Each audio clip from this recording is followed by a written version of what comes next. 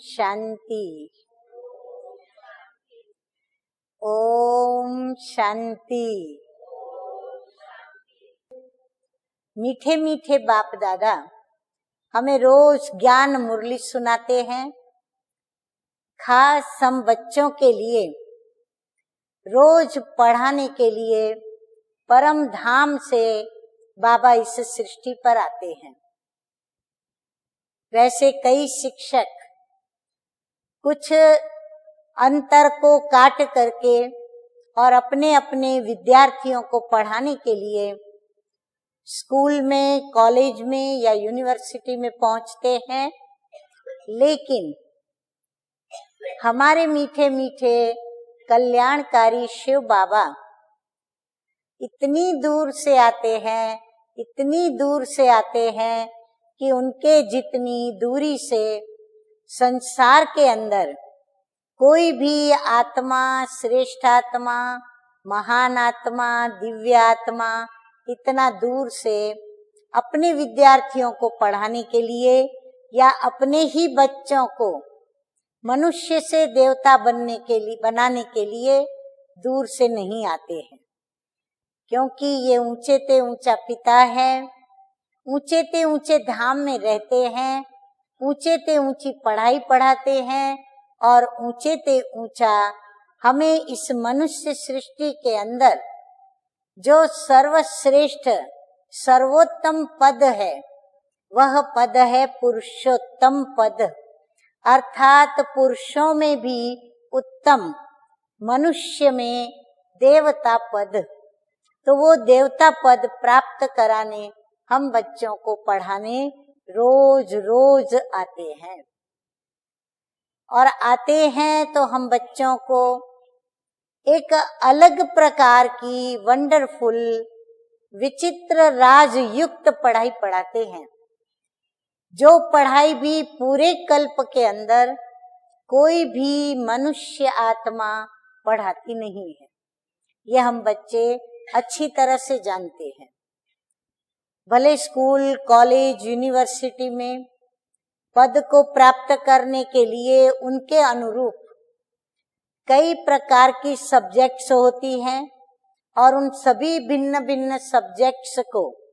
सभी पढ़ करके भिन्न भिन्न पदों को प्राप्त भी करते हैं, परंतु जो सर्वोत्तम पद है उस पद को प्राप्त करने के लिए जो ऊंचे ते ऊंची पढ़ाई है, वह ऊंचे ते ऊंची पढ़ाई एक परम पिता परमात्मा ही पढ़ा सकते हैं। और या तो फिर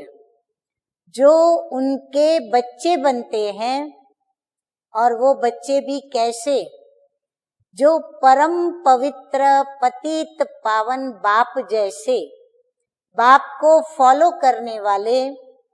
अर्थात पवित्रता को धारण करने वाले और स्वयं को पतित से पावन बनाने वाले जो बच्चे हैं, जिनका लक्ष्य है कि हमें शिव बाबा और ब्रह्मा बाबा, इन दोनों बाबा के समान गुणों को और शक्तियों को जीवन में धारण करना है, ऐसे लक्ष्य वाले बच्चों को ही इन लक्षणों को धारण करने की यह ऊंचे ते ऊंची शिक्षा मीठे मीठे बाप दादा अर्थात शिव बाबा और ब्रह्मा बाबा दोनों मिलकर के हम बच्चों को देते हैं। और ये ऊंचे ते ऊंची पढ़ाई के अंदर क्या है, अनेक सब्जेक्ट्स हैं, परंतु उसमें भी मुख्य हमें 4 सब्जेक्ट्स पढ़ाई जाती है। फिर उन 4 सब्जेक्ट्स की बहुत सारी छोटी छोटी छोटी अनेक सब्जेक्ट्स हैं जो बहुत राजयुक्त हैं, और राजयुक्त होने के कारण हमें राज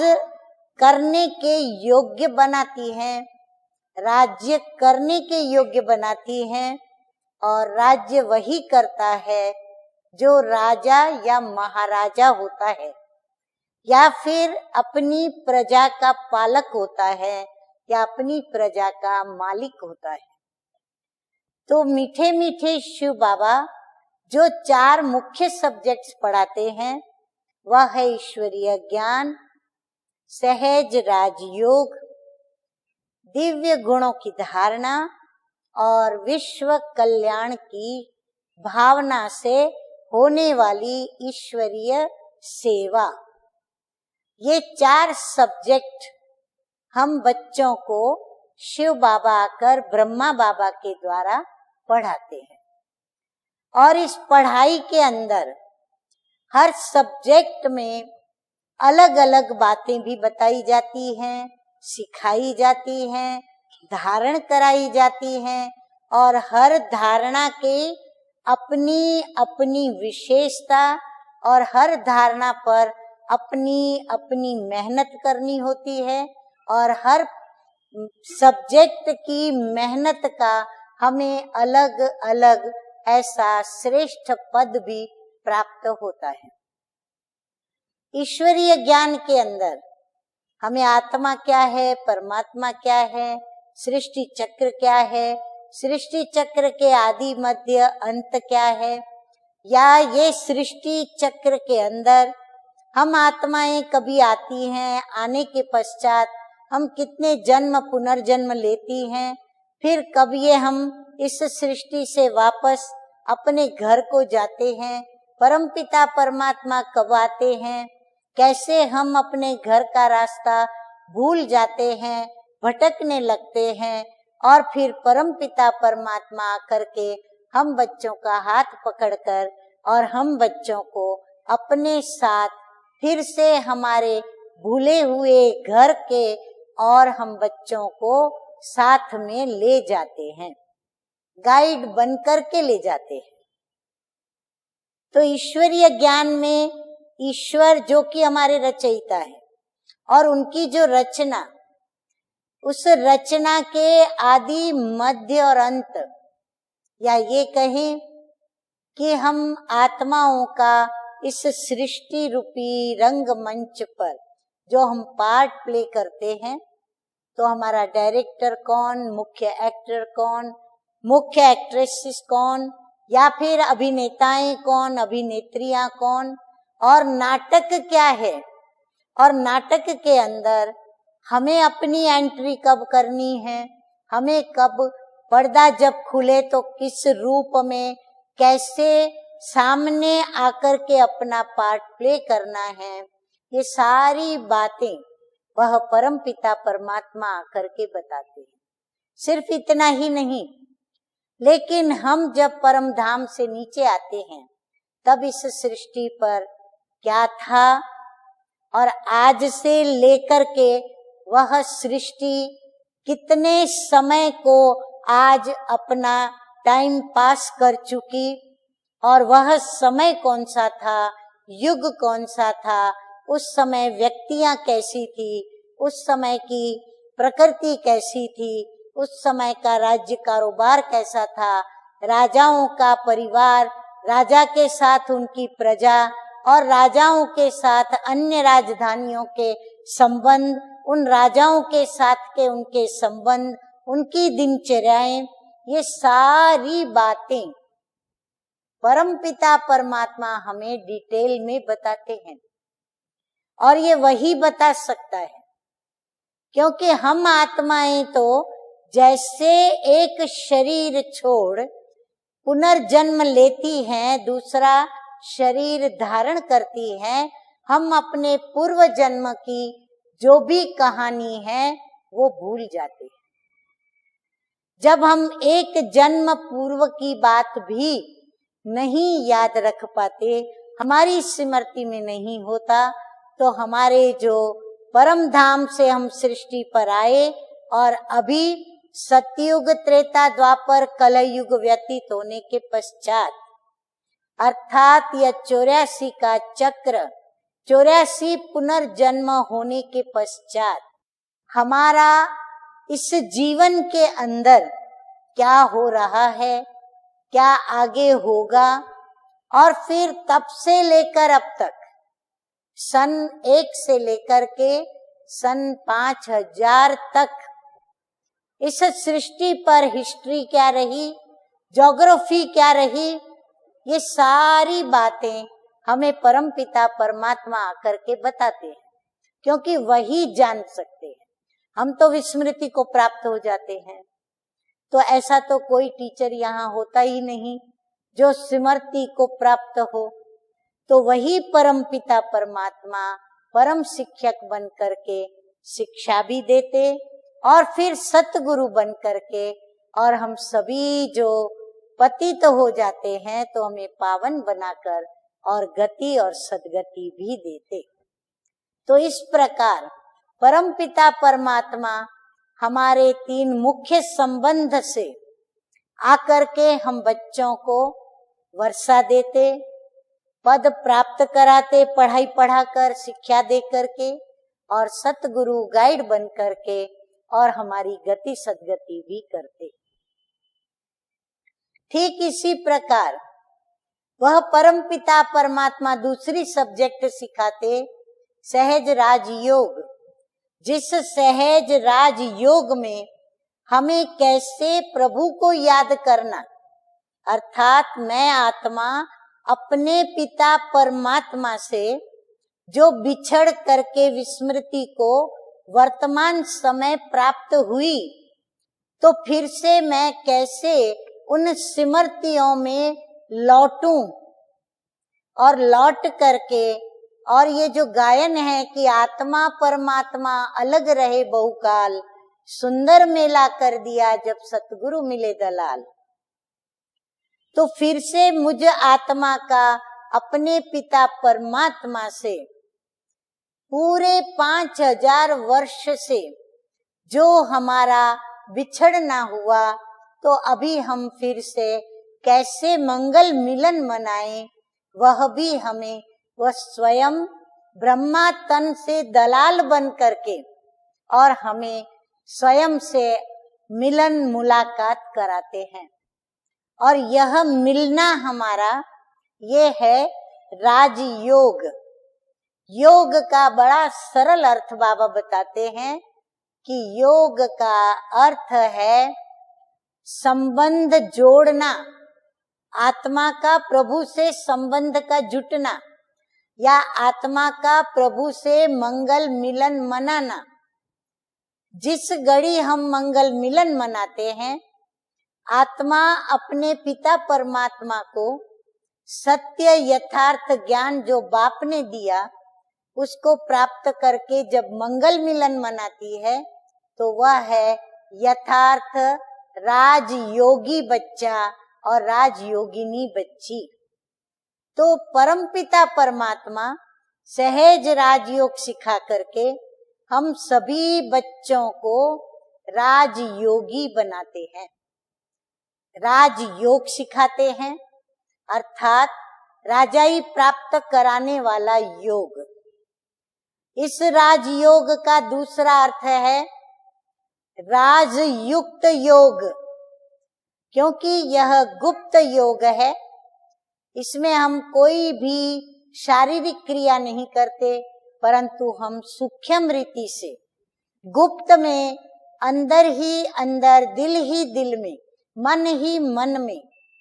अपने प्रिय परमपिता परमात्मा को याद करते हैं, और गुप्त में याद करते हुए कई गुप्त प्राप्तियां करते हैं। जिन गुप्त प्राप्तियों में से कई ऐसे गुह्यते गुह्य राज हैं जो सिर्फ योगियों को ही पता होती है, और वो भी राज योगियों को, जिस योग से अनेक सिद्धियां प्राप्त होती है। इसलिए सिद्धियां प्राप्त होती हैं कि हमें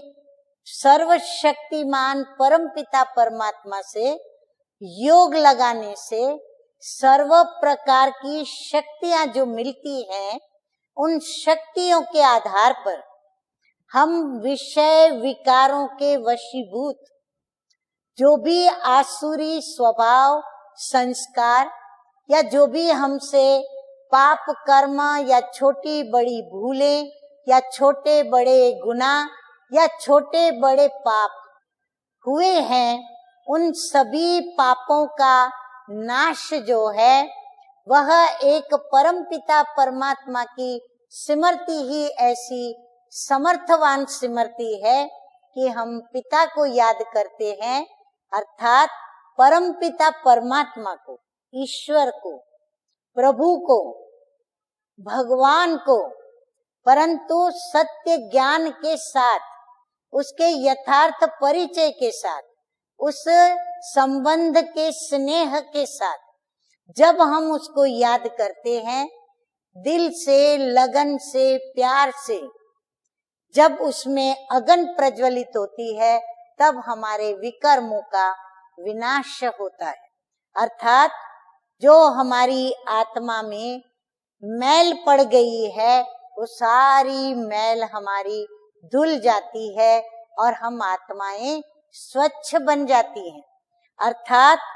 हम पापात्मा से पुण्यात्मा बनते, पतित से पावन बनते, अपवित्र से पवित्र बनते, तमो प्रधान से सतो प्रधान बन जाते। बोझ, पापों के बोझ से बोझिल आत्मा एकदम उन बोझों को नष्ट करके और फरिश्ते की तरह, या फिर कहें एक लाइट बिंदु की तरह बिल्कुल हल्की हो जाती है। तो हमें ये राज भी परमपिता परमात्मा आकर के बताते हैं। फिर इन राजों से हमें जो प्राप्तियां होती है, वह भी बड़ी राज युक्त और गुप्त होती है। और वो प्राप्तियां हैं अतीन्द्रिय सुख, उसमें मुख्य है। जो जितना गुप्त में एक परमपिता परमात्मा की याद में रहते, देह सहित देह के सभी संबंधों को भुलाते, एक प्रभु को ही याद करते, उनको इस अतीन्द्रिय सुख का अनुभव होता। और ये अतीन्द्रिय सुख वाले प्रभु के बच्चे, राजयोगी बच्चों का गायन शास्त्रों में वर्णित होता, गायन होता। ठीक उसी प्रकार फिर दिव्य गुणों की धारणा कराते, जिससे हम अपने अवगुणों को मिटाते, अपने स्थूल सूक्ष्म व्यसनों को मिटाते। और स्थूल सूक्ष्म व्यसन से जब भी हम मुक्त हो जाते, हमारा राजयोग से जो भी विकर्म है उनका भी विनाश हो जाता, तो हमें नई प्रकृति, नई दुनिया और नया शरीर प्राप्त होता। और उस नए शरीर में हमारा जो जन्म होता, वो भले हम रूप में मनुष्य रूप होते, परंतु हम मनुष्य नहीं कहलाते, हम देवी और देवता कहलाते। वो दैवी दुनिया कहलाती, वो स्वर्ग कहलाता, वो राम राज्य कहलाता। और हम ऐसे राम राज्य में जहाँ कोई दुख नहीं, कोई अशांति नहीं, कोई अपवित्रता नहीं, कोई लड़ाई झगड़ा नहीं, ऐसी सुख समृद्धि वाली दुनिया में हम डबल ताजधारी बन करके और हम सभी सुख संपन्न जीवन को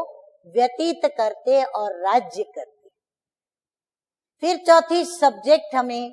विश्व सेवा की, जो हमें परमपिता परमात्मा हमारे अंतिम जन्म के अंतिम पलों में हम बच्चों को आकर के सिखलाते, क्योंकि हमें अपने घर जाना होता है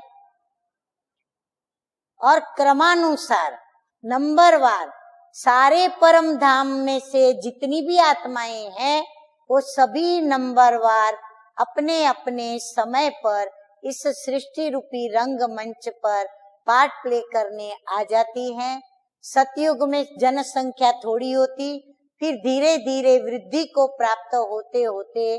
और कलयुग के अंत में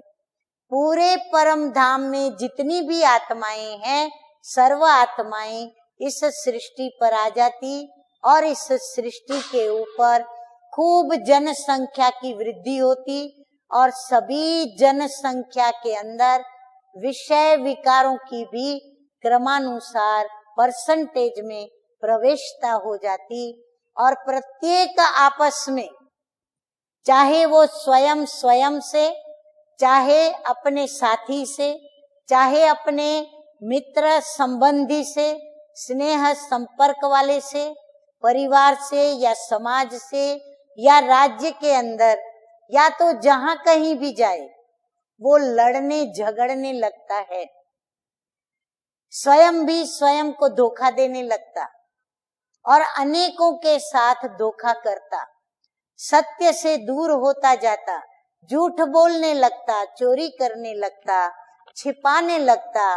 प्रभु के परिचय से भी वंचित होता, प्रभु से भी दूर हो जाता, जो दाता स्वरूप था वो लेवता स्वरूप हो जाता, पतित बन जाता, पवित्र बन जाता, दुखी होता, शांत होता, भ्रष्टाचारी हो जाता, व्यभिचारी विषयी विकारी हो जाता। तो दुखी होकर के और प्रभु को पुकारता तो प्रभु सृष्टि पर आते और आकर के जिन बच्चों को जगाते हैं उन जगे हुए दीपकों को फिर से रोशनी दे करके और कहते हैं, मीठे बच्चों, लाडले बच्चों, मैंने तुम आत्माओं की ज्ञान की ज्योत जगाई, तुम्हें स्मृति दिलाकर सामर्थ्य दिया, तुम्हें योग सिखलाकर शक्तियां दी, तुम्हें मैं विश्व कल्याणकारी बनाने के लिए तुम्हारे मन को तैयार किया, तुम्हें मैंने सकारात्मक वृत्तियां सिखाई, तुमने अपना वृत्तियों का परिवर्तन करना सिखाया, दृष्टि परिवर्तन सिखाया,